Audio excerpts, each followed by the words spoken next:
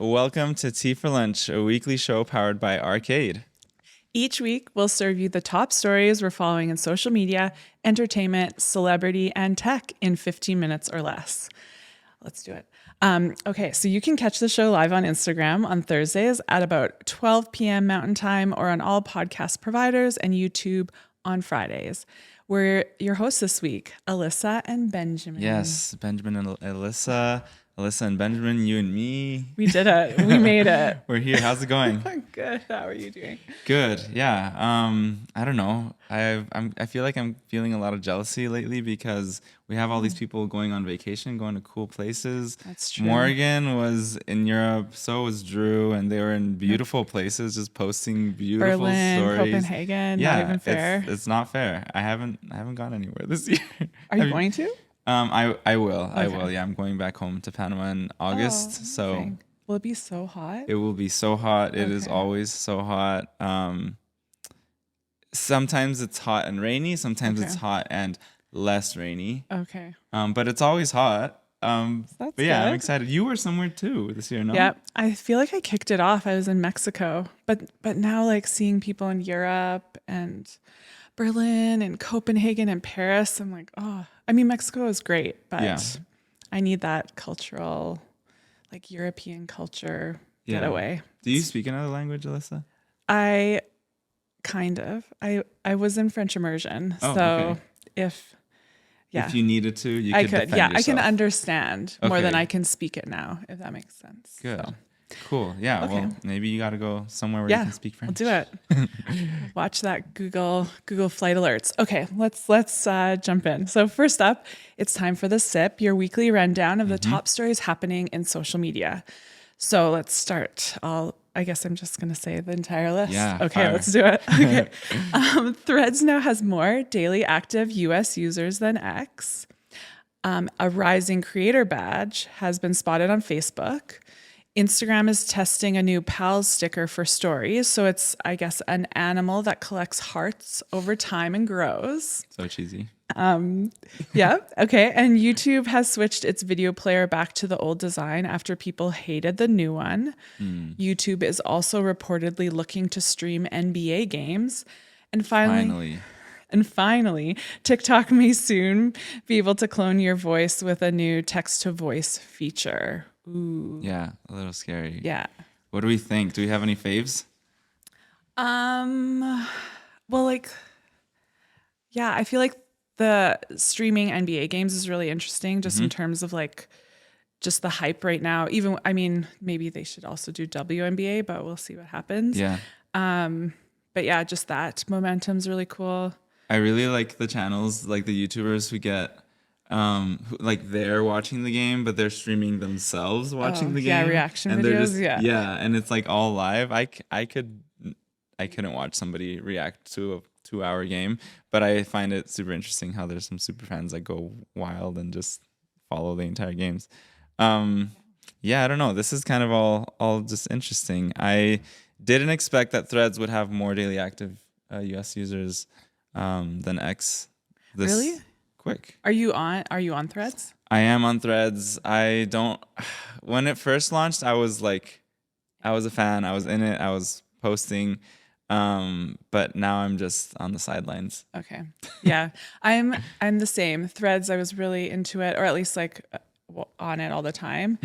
But I am checking it out more and more now, and I feel like people it's quite messy, but it's starting to feel a bit more like Twitter in the old days. So I'm interested to see what happens. Yeah, interesting. Okay, we're gonna jump into our first story now.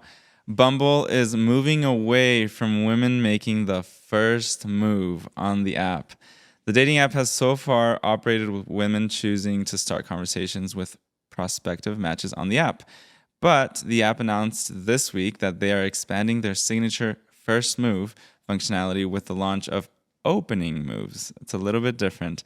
Opening moves will give women the option to set a question on their profile that matches can respond to. According to the app, it creates a new way to engage with connections while keeping women in control. In non-binary or same-sex matches, either person can set or reply to the question. Thoughts? I just feel like so far away from the dating app world. So, but I mean, to You just me, don't feel bad about that. well, actually, It's a yeah, flex. I think it's a flex, honestly. I have a lot of, especially girlfriends that are in the like online dating. It does sound horrible. So I always love. I mean, I'm interested in an app that's trying to make it a better experience. I think that's really cool, but I'm curious what you think. Do you think this actually makes it better? Do you think I've it changes anything? Yeah, I've never been. I've been on Bumble. I have been on other dating apps, not a lot, but enough Okay. to feel like this is not a big deal, to be honest. Okay.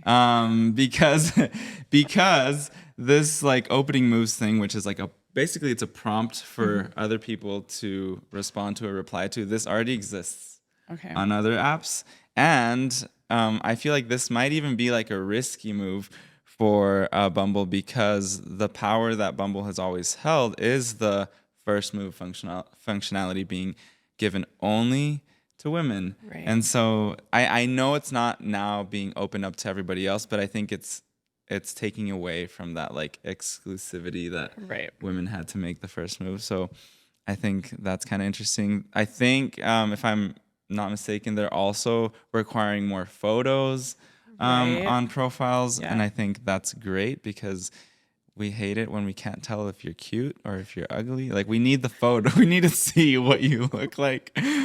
So I'm a fan of that. But also, like, not everyone knows how to take a good photo, and sometimes it's just all a mess out there.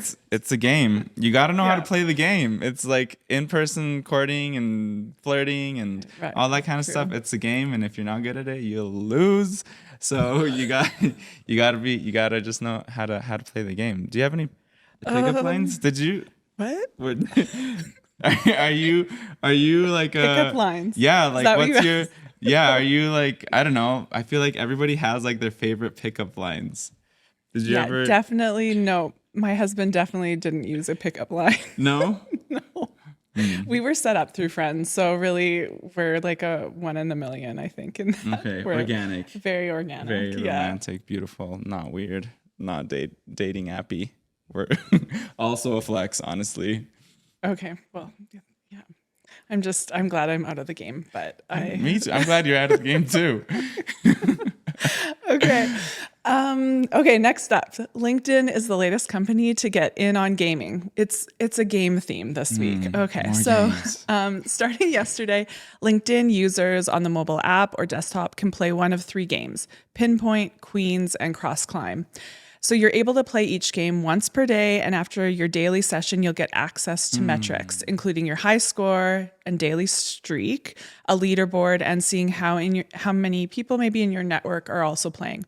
You can find the games under the LinkedIn News section and My Network section on desktop, or in the My Network tab on mobile. So get out there and start playing. So about the games themselves. So Pinpoint is a word association game. Cross Climb combines trivia with clever wordplay. That one sounds fun. And Queens is like Sudoku, but without the numbers. So Ben, are you like gonna jump on? Are you gonna go play? I mean, if it helps make LinkedIn less cringe, Yeah, I will. 100%. I will support the cause. Yeah. Which game do you think you'd be better at? Pinpoint, Cross Climb, or Queens? Oh, that's a real. I think I'd love to play Cross Climb. I love trivia. Yeah. I mean, I guess depending on the trivia. There's Yeah. some topics of trivia that I'm like, I'm great, and then others that I'm like, please. Yeah. Take I guess me if out. it was all pop culture trivia, sign me up. But Yeah, I think I would like Pinpoint. yeah, that one We'll sounds see. fun too. The good thing is you're only allowed to play once per day, so you won't get addicted. Hopefully. This one's cool though because it keeps you. I think they're clearly trying to keep you on the app, trying to make a little bit more community, giving more things to talk about than just like what ladder or you've climbed or what new Right. like role you've done. I guess I don't know, but it's cool. It's very like New York Times, but a lot of people like Wordle or those other games that Yes. people are playing a lot, and I see it a lot in my social media. People talking about those games, so. I feel like they're trying to I get mean, people if talking. I agree, like gamification is powerful. If you think about it, people were already playing games on LinkedIn without calling them games. Like people yeah. would make these posts, and then it's like they would have a question, And then, I mean, polls, I think there's polls that exist on Right. LinkedIn. Yeah. But then there was also, I think before the polls, people were saying like, if you agree with the first option, react with a Right. celebration reaction. If you agree with the second comment, then Yeah. give it a like. If you agree, you know, like Yeah. so like gamification is always gonna be relevant in my opinion. I don't think it's going away, and I think this is good. Yeah. It can be good. I mean, yeah, again, if we both agree, I think if this can make LinkedIn a little bit more fun, I think that's a great move. Yes, more fun, less cringe. Okay, our final story here. The New York Times plans to make the majority of their articles available to users as narrations, via an automated voice. The move will help position the Times as one of the biggest audio news companies globally. The company published 2,300 audio recordings, including podcasts, in 2023, with more than 600 Times reporters contributing.